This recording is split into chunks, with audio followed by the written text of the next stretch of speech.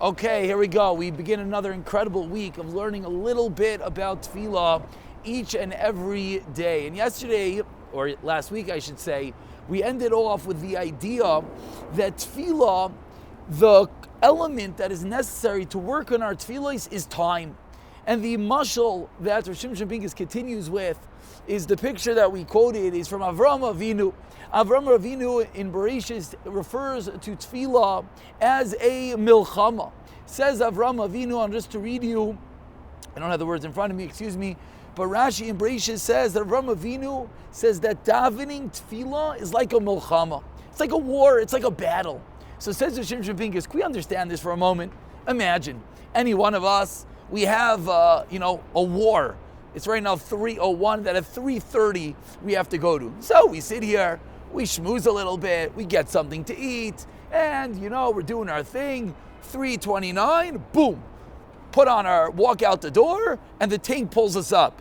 We're not wearing our boots, we don't got our gun, the ammunition is now loaded, and in the tank, as we're going, we're starting to get dressed, and we're starting to, load up our guns, and we're starting to put up our boots. Doesn't really make any sense. That's not going to be quite a productive soldier if your entire battle is in the battlefield. So says Rav Shimshon Pincus, when we understand that tefillah is like a milchama, it gives us this eye-opening perspective that we have to work on our tefillahs before we daven. Once the tefillah begins, sometimes the battle's already lost, especially if you come a few minutes late, which he's going to talk about, and the minyan is this, and at that point, you're not there. You have to prepare prior. And he continues and he says, what does it mean to prepare before you davening? So of course, the simplest explanation is, you come a minute or two early, and you think about what you're about to say. That's for sure true. But he over here continues, and he quotes from the Vilna Gaon and Rav Yisrael Salanter the following idea, that if someone wants to have kavanah, if someone wants to be inspired, if someone wants to be able to walk into davening and mean what they're saying, he says, what you should do?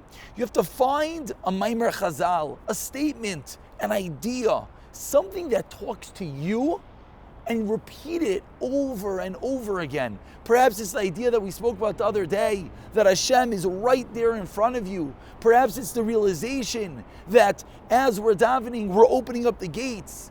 Maybe it's the understanding that we'll eventually get to, that every single word of our tefillah or Shemona Esrei was created by the Anshe Knesset HaGedolah, the greatest Nevi'im that ever lived, 120 of them. Whatever that idea is, the more we repeat the idea and we have it in our mind, then when we come to daven, it's not like starting on a fresh, clean slate. It's not like, okay, just open a siddur and what am I doing here? Already the ideas are percolating in your brain. Already the inspiration is right there.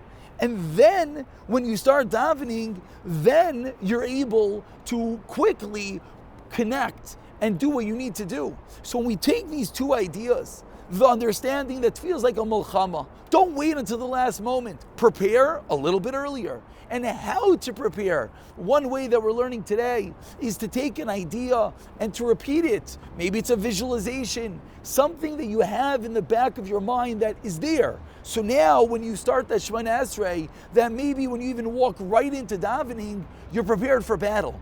Because you're already wearing your boots, your gun's already loaded, because you already have the inspiration, you're already feeling that connection at some level. And he continues and he asks an interesting question. Who says that we should set aside time for davening?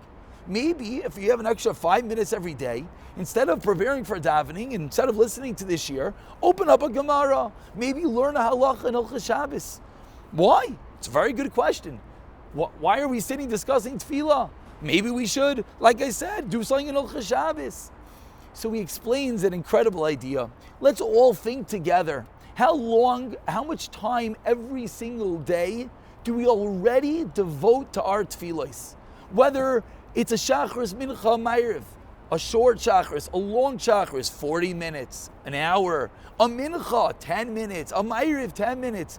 Quickly, you have an hour of your day, maybe more, maybe less, and even if it's only a half hour of your day, that you're designated to tefillah. So says Rav Shimshon Pincus, why waste all that time? If we utilize a few minutes every day to prepare, our entire tefillah will be that much greater. And we're going to pick up from this point. B'siyata d'shmaya, chevra, have yourself a wonderful, wonderful day.